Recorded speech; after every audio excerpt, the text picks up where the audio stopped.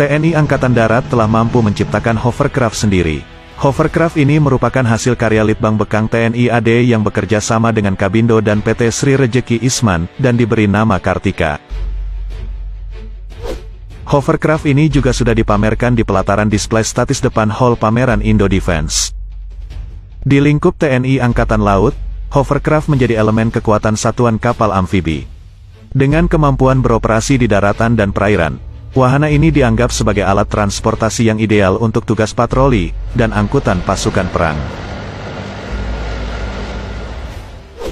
Terlebih bila menyangkut kondisi wilayah yang rawan ranjau, maka hovercraft-lah solusinya. Hovercraft ini telah dilibatkan dalam latihan gabungan TNI di Sangatta, Kalimantan Timur. Sebelumnya lumba-lumba juga ikut digunakan untuk pengamanan ajang ASEAN Regional Forum Disaster Relief Exercise di Manado, Sulawesi Utara. Dalam tampilan di file, lumba-lumba nampak dipersenjatai senapan mesin FNMAG General Purpose Machine Gun 7,62 mm.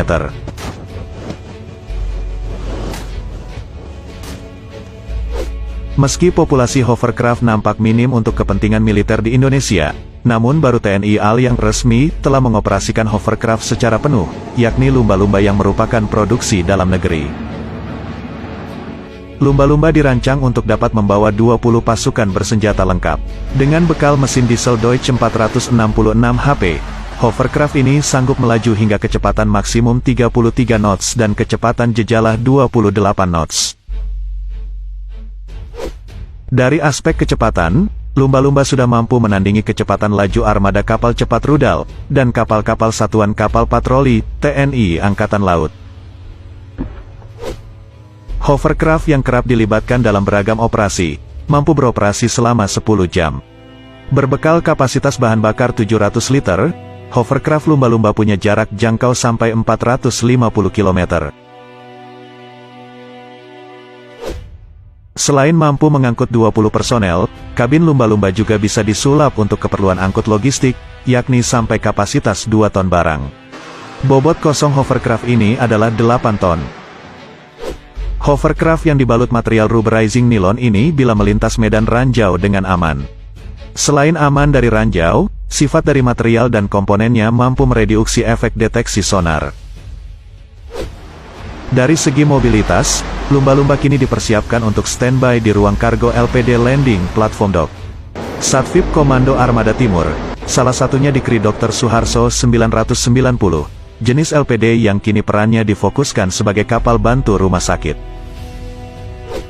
Sebagian bahan baku pembuatan hovercraft ini masih diimport seperti daun baling-baling dan mesin.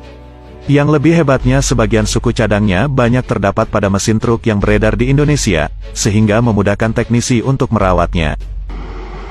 Untuk material serat fiber pada badan hovercraft, menggunakan karet nilon untuk bantalan adalah produk dalam negeri. Perlengkapan tambahan pada hovercraft ini berupa alat komunikasi radar antena high frekuensi, alat pemandu lokasi berteknologi GPS. Ide penggarapan hovercraft ini bermula dari proposal 2 mahasiswa program doktoral di Den Haag, Belanda, bekerjasama dengan perwira TNI AL kepada pemerintah guna mendukung pembuatan kendaraan angkut amfibi berjenis hovercraft untuk kepentingan MIL.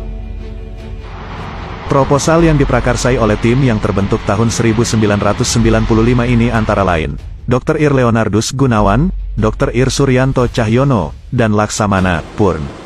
Dr. Dwi Nugroho kemudian mengajukan proposal juga ke pihak swasta, tapi sayangnya tidak berlanjut.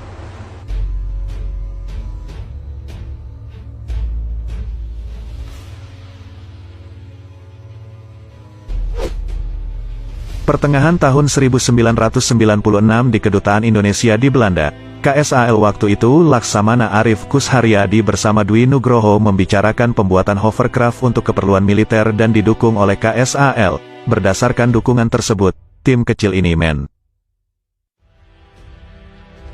Dari aspek kenyamanan, kompartemen pasukan kini sudah dilengkapi pendingin, AC.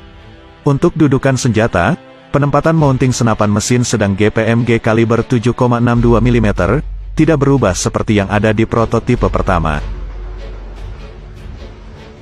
Dari aspek ketahanan, Bintoro menyebut APC amfibi dengan desain diamond ini lapisan bajanya sanggup menahan terjangan proyektil kaliber 7,62 mm dari jarak 50 meter.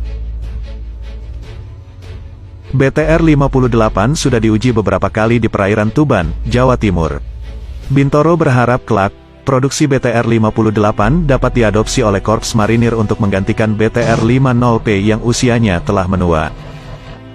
Sebagai pengganti BTR-50, pilihan telah dijatuhkan ke BT-3F dari Rusia.